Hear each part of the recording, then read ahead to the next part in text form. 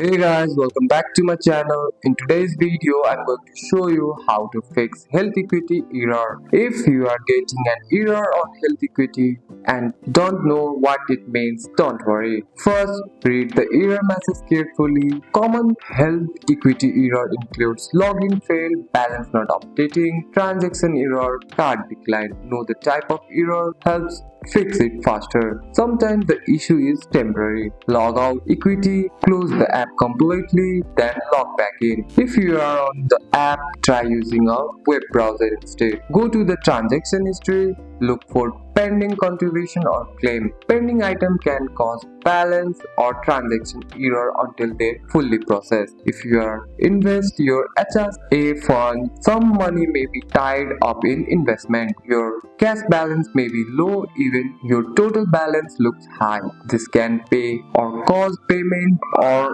card error. If you cannot log in, reset your password, make sure your username is correct, update the HealthEquity app. Login error are on the most common issue.